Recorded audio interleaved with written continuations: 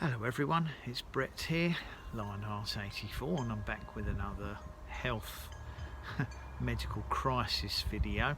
And I'm also going to show you later on in the video the effect that had on my tropical house plants as well,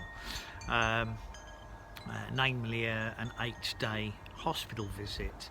Now obviously I've got a handful of friends who happen to be on my Facebook as well, so of course they'll be aware what's happened to me. I wasn't expecting another medical drama or crisis, but these things seem to happen sometimes. Now if you've been a friend or subscriber for a long time, you'll obviously be aware that last summer I was diagnosed with bowel cancer. So I had fairly major bowel surgery in August, followed by a few months course of chemotherapy, and to be honest I felt like I was on the mend, still getting some side effects from the chemotherapy. My fingers are numb, stuff like that, but on the whole not feeling too bad, and my digestive system's been quite okay. However, 2 weeks ago today, it would appear that I had, not appear, I mean that's the date that it seems to be picked out, I had a heart attack, which I really wasn't expecting, to be honest. I mean, at the end of the day, yes, I'm 60, but I'm pretty slim, I'm pretty fit. I mean, most Sundays I try and walk sort of between 8 and 10 miles, excuse any noise in the background or any chimes ringing, because it's quite breeze today. Now I'm actually filming this on the 28th of March, so it's 2 weeks today ago that I probably had the heart attack, but I wasn't aware of it. Basically, just to try and explain what happened, I noticed on Friday that I was getting some discomfort and tightness in the centre of my chest, which I'd put down to possibly straining myself at work, moving heavy things, or potentially some strain on my heart, perhaps a virus, because obviously when you had chemotherapy you can be a little bit more susceptible to viruses. But basically I felt okay, but I noticed that when I was walking up and down stairs or walking a couple hundred metres to the corner shop, I was getting this sort of discomfort or mild pain and tightness in the middle of my chest, but after I sat down to a minute or two it would go away. So I didn't really think much more of it, as I felt okay and I didn't have any pains in across my shoulders or down my arms, and I wasn't breathless at all. And this was happening still on Saturday. Not okay if I was just walking a few feet, but I noticed every time I walked up and down stairs again, or walking into just walking up to the shops or the local restaurant again, I was getting this discomfort in the middle of my chest, not on the left hand side.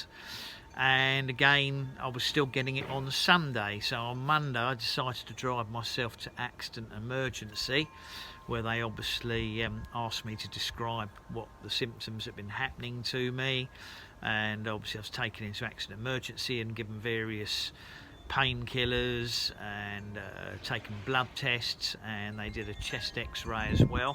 And when the blood test came back later in the day, I had elevated levels of troponin, and they said I'd had a heart attack. So I was really rather surprised, and of course at that point they said we'll have to admit you to hospital, you can't go home because you could have a massive heart attack and not be around to tell the tale. So I was obviously admitted into the hospital that evening, and they put me into a temporary ward for a couple of days, the adult assessment ward, until they had a suitable space in the cardiology ward. And then I had to stay in the cardiology ward for a few days while they administered regular ECGs, a heart scan, numerous blood tests, giving me various medications, and an appointment was made for the following Monday, which was Monday actually of this week, to be taken to the specialist heart unit at Basildon so they could carry out an angiogram and see if they could find out what was causing the problem.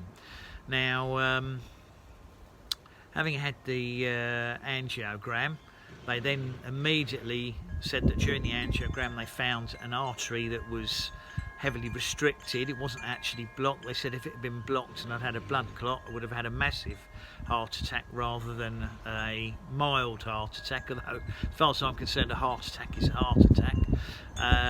And they would put the stent in there and then. So obviously that was carried out, and by Tuesday they released me from hospital, and obviously I've got to take it easy a few days, not do any heavy lifting.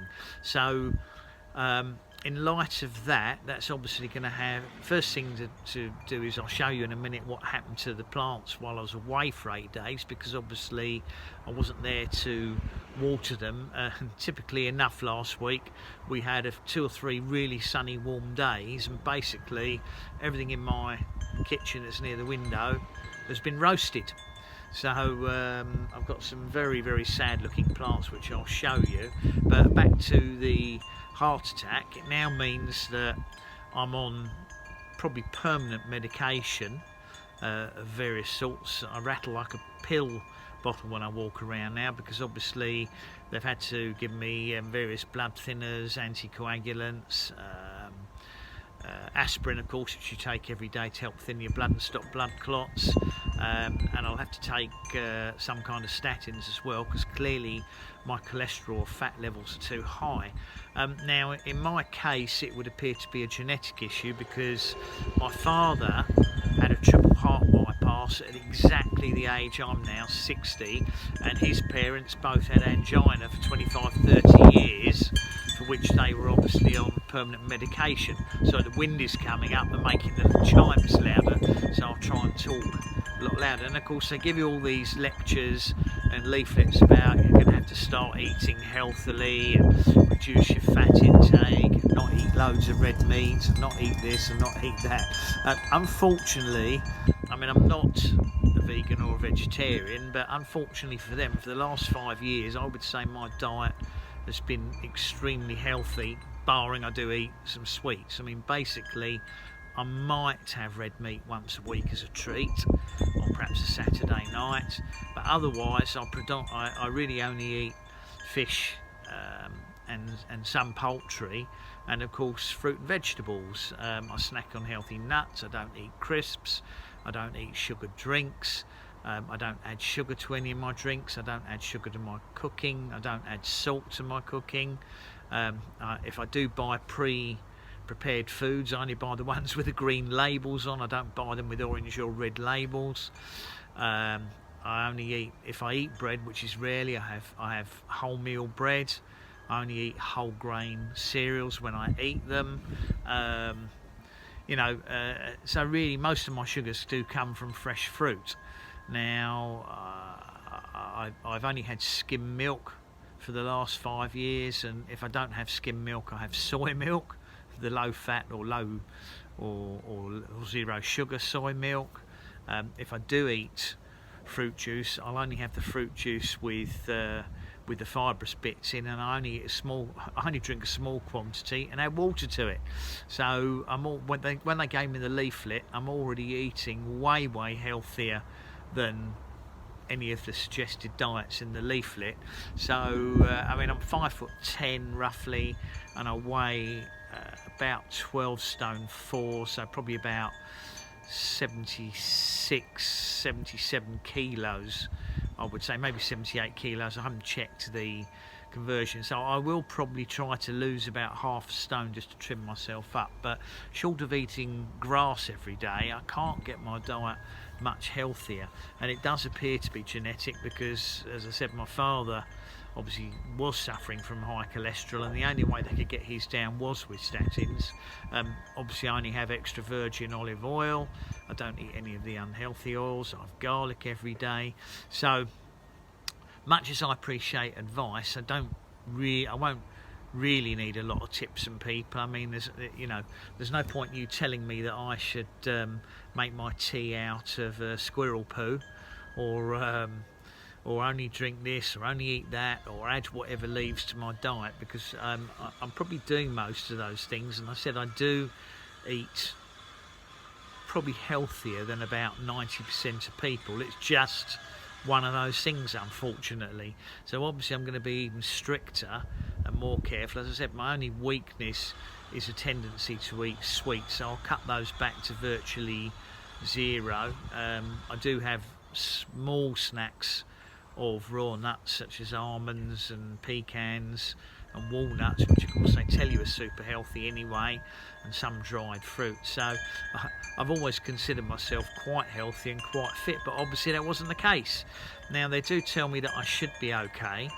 Obviously at some stage in the future, if I have any other arteries narrowing, I may need more stents fitted, but perhaps all the medication they'll be putting me on top of my already quite healthy diet might do the job and get my cholesterol levels down to a more successful level. And I might point out it's probably it's the bad cholesterols, the high density lipids that are probably, or is it, no, sorry, I can't remember, there's LDL and HDL, whichever one the bad is. I need to get that down and try and improve on my on the good cholesterol, because you do need that in your body.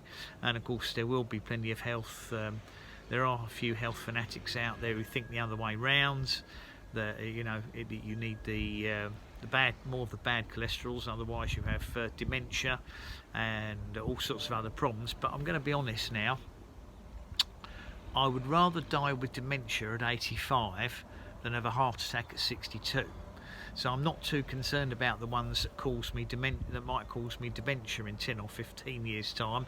I'm more worried about the ones that cause me to have the heart attack right here and now. So that's my thinking of it. But I thought friends on YouTube might be interested to know what happened to me. So having my little bout with cancer, obviously my body isn't finished with me yet. I thought it'd be fun if I had a heart attack as well. Thankfully it wasn't a stroke, because obviously a stroke is normally a blood clot in the brain and then you end up half paralysed. But in regards to my channel, obviously, I don't know if you're aware, but last year I actually put out a video every single day in terms of quantities. I certainly did over 360 videos. I don't think I published one on Christmas Day, but I might have put 2 the day before, the day after. So I did nearly 400 videos last year. Well, clearly I'm going to cut back a bit. I won't be doing a video a day. I've got to restrict myself a little bit with what I do in the garden physically, because they've told me not to strain my chest, not surprisingly. So I won't be overdoing it. But more importantly, although I've been walking on Sundays when the weather's okay, I'll try and up my walking and walk a little bit more often, even if it's shorter distances, because I do need to focus on my health more than on the garden.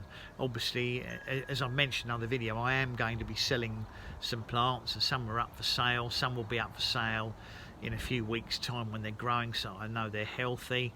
That will be some persimmons. I've already sold some of my pineapple guavas. I'll be selling off some figs, possibly a couple of one or two of the Asian pears, maybe 1 or 2 mulberries. I'm also going to thin the citrus collection down. I've got too many.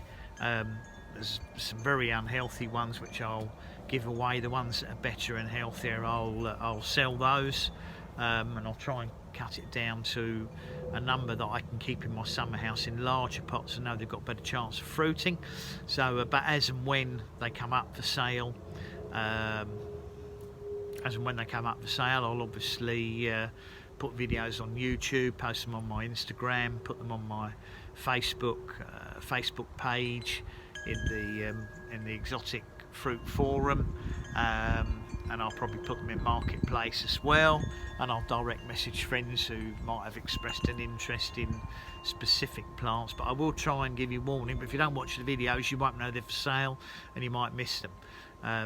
So anyway, that's my plan as regards my health, having had that nasty little surprise 2 weeks ago. As I said, I didn't even know I'd had a heart attack. So you do have to be wary of your health and see what sort of things are likely to be happening to you. But I'll try and keep myself in even better health from now onwards. And I'm going to flip the camera around and show you what unfortunately happens to most of my, well, several of my tropical fruit plants that were obviously in the kitchen, because I didn't know I was going to be checking into hospital. They just kept me in and wouldn't let me leave. So there wasn't really anything I could do about the plants. And to be honest, it didn't occur to me they were going to suffer so badly. I believe most of them will recover. But thanks if you've watched up to now, and let me flip the camera around, and then I'll catch up with you in the shorter second part of the video where you can see what happens. Catch you back in a minute. So just to show you what I came back to, I think I was away for 8 days in total in hospital, and of course some plants probably by chance had watered just before I went into hospital, because I didn't know I was going to be staying, obviously. So but others may have been coming close to needing watering, and of course, unfortunately or fortunately, depending on your point of view, while I was in hospital, the weather changed and we got a lot of sunny weather, and of course these plants are in front of glass, and my kitchen gets very warm and dry very quickly. So let's have a look and see what happened to some of the plants. As I said, I got lucky with some of them, because some I've probably just watered, but a couple have been absolutely destroyed. One of my guavas here, I think you'll be able to see, unfortunately all the leaves have completely dried out on it, apart from a handful. Obviously I've given it a good watering. It's I think this one is my White Supreme. So yeah, that's White Supreme. Behind it is my macadamia. It's completely dried out. All those leaves are crispy, and once they've gone crispy they can't recover. The Barco's okay, because I've watered it before I went, and it's still got fruit hanging on it, as you can see. Some of the plants is smaller pots. That was a lily pilly there. That's probably died. Whether or not it'll come back from the stems, I don't know.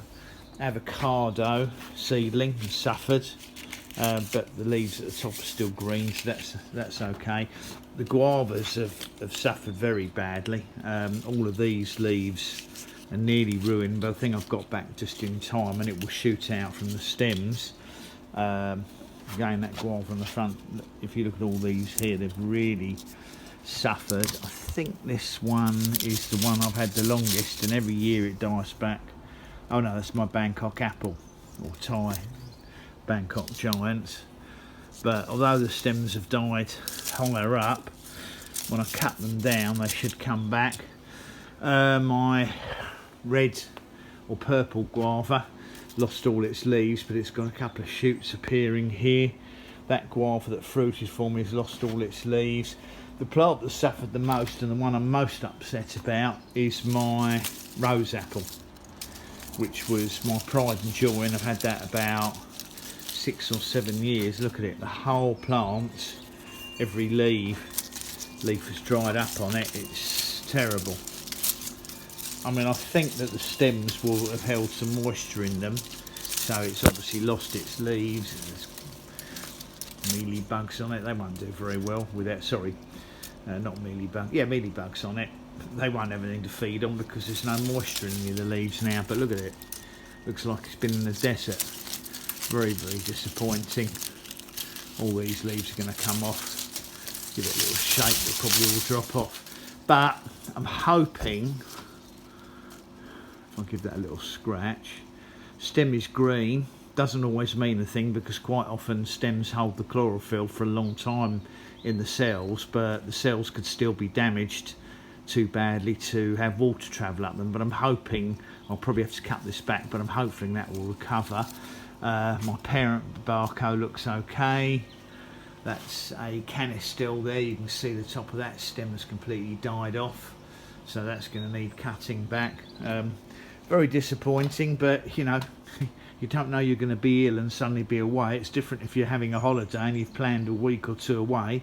You can arrange for someone to water the plants, but if you're unexpectedly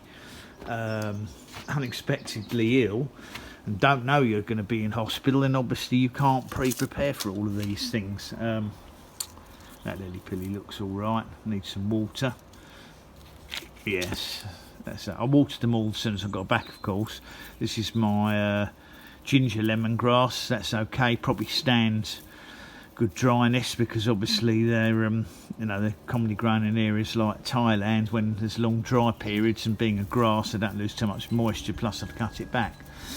So that's giving you some idea of what disasters can suddenly occur when you're ill and don't know you're going to be ill. I mean, no one knows when they're going to be ill, but it certainly caught me off guard. Anyway, thanks for watching the video. Please give me a thumbs up, and obviously you're welcome to share the video as usual. Please subscribe to my channel. I'm still hoping to be able to carry on making videos, and click on the bell if you want to know when new videos do come out. See you all soon. Brett out for now.